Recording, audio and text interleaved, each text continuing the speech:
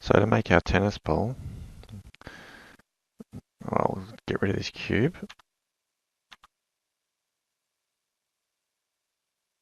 And I'll hide the camera. Now, Shift A, mesh and a UV sphere. Make sure the segments are on 32 and the rings are on 16. Push 7 on your number pad and push the full stop on your number pad, and that'll zoom it in. Now push Z and tab and make sure you're in vertex edit mode, which is down here, or control tab and it brings it up as also. Push A to deselect everything and push B to box select. We're going to select all of the left side vertices but not the center, and we're going to delete them.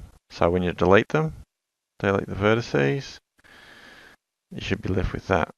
So select the hole up there and go Shift D to duplicate, push X to move that half over. Now we're going to rotate that whole selection. So push R to rotate and Z on the Z axis, 180 on the number pad. So type in 180 and push enter. And then we're going to rotate it again by 90 degrees. So push R and X this time. So rotate on the X axis and 90 on the 9. So push 90 on the number pad and then drag it together. And now we're going to join the two halves. Okay, so zoom in all the way so you can't zoom in any further. Now, without using the mouse, we're going to push G and use the arrow keys and just push it in until it lines up like that. Push enter. And then we can zoom out. Now, push A until everything's selected, and then come over here and remove doubles. And you should have 32 vertices removed. That means it's actually joined them all together. So push Z to go into solid view mode. So now you can sort of see how a tennis ball's coming together. So deselect, push A, and hold down Alt and select that line. So it's in the middle of those two, so you can count either side. 1, 2, 3. You got 3 lots of vertices between the centers.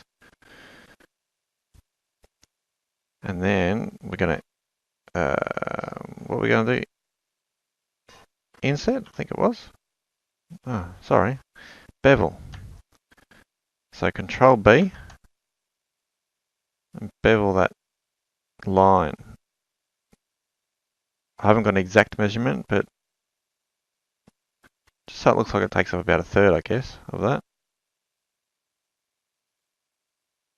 If you don't like it, you can only undo it. So just push Control Z and then Control B again and just go, oh, I might have it. I think I'll have mine a bit smaller, that's why I've done it also. So there you go. That's the white line around the tennis ball. Now we're going to push E to extrude and then S to scale. And push it in.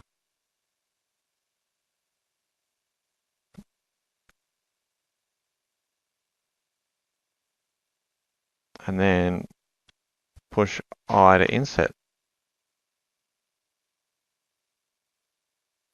Just inset a little bit.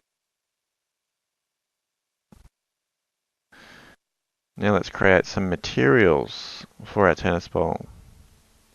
We're going to do some basic materials on this one. This is just going to be a very basic tennis ball. It's going to push new and choose a color. Sort of a tennis ball type color. You can use this hex value if you like, if you want the same as mine. Right. So now that's the color of our tennis ball.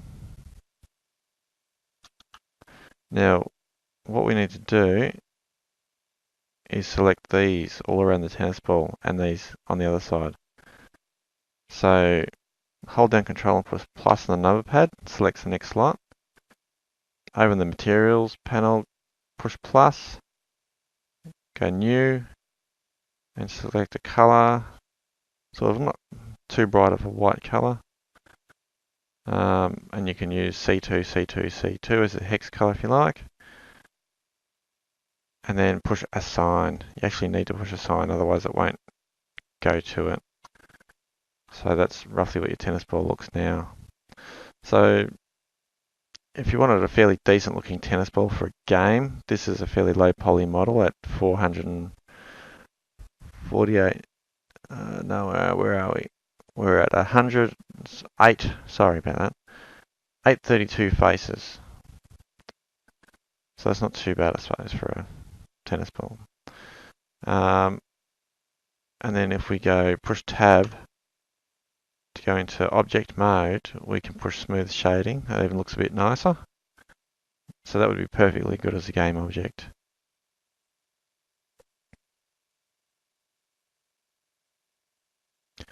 But if you're trying to take a photo, if you're using it for a photo purpose, you can go one step better or several steps better and subdivide it. So you hold down Control and push 3, and then all of a sudden you've got a much better looking tennis ball. It gets rid of all the little sharp edges that we saw that were over here and that sort of thing. So that's the way to make a quick tennis ball. In the next tutorial I'm going to try and make an actual tennis ball looking surface with materials.